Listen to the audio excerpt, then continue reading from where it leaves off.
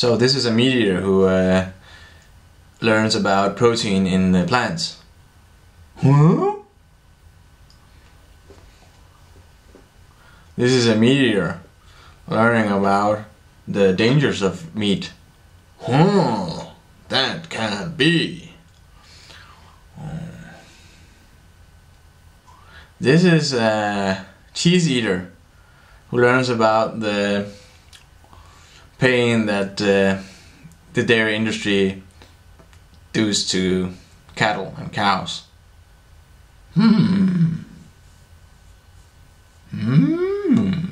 Moo. So yeah, there's a lot of things that people don't understand. So and in the vegan world, we like fight. If anybody asks if they should stop eating meat or stop eating cheese or drink milk, what should they stopping first? I know it's difficult to stop altogether. It took me like 6 years.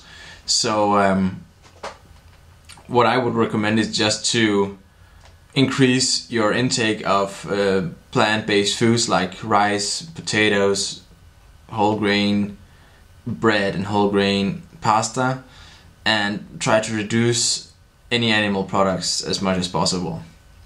Then it's easier to get used to when you just stop it altogether. I had a B12 tablet.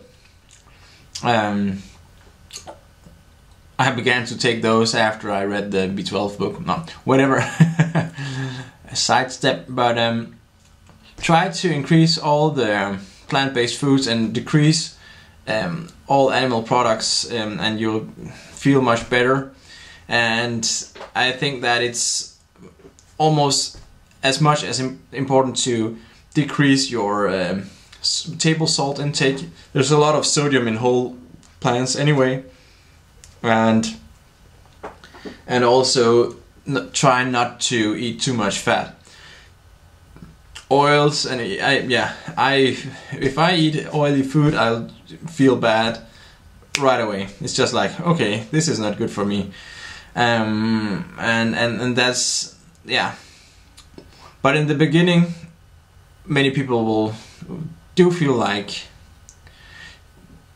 good. I have heard of many people saying, oh, my parents tried to go vegan and they got sick after a week.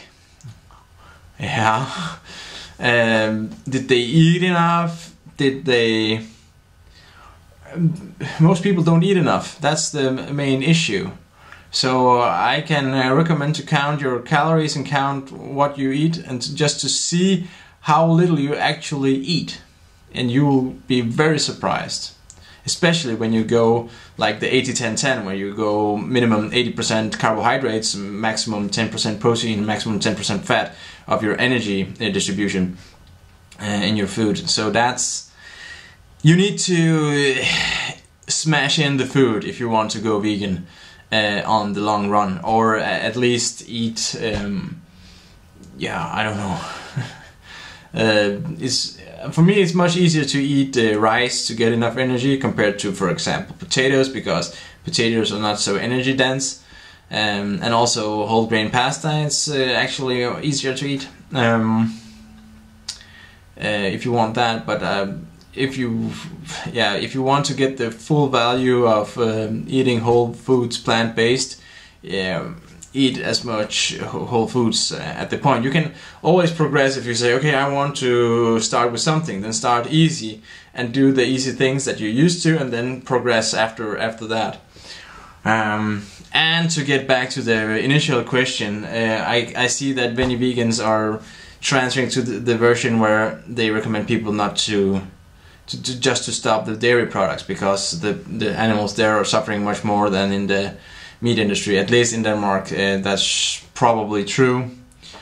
But there are still cases where farmers just are so economically desperate that they go crazy and they can't do anything, and then they just leave their animals and they starve to death. So that's some crazy examples of what can go on in the the farming, in the animal production industry. Also here in Denmark, where we say, oh, in Denmark every animal is just happy, and we just, yeah, and if it's organic, then they like to get killed. Yeah, that's the best. And again, some people do it because of the animals, some people do it because of the environment, some people do it because of their health.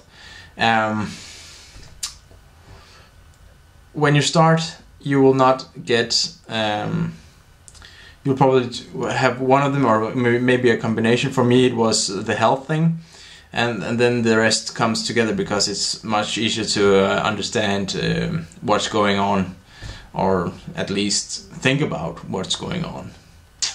So go vegan, like a V, yeah.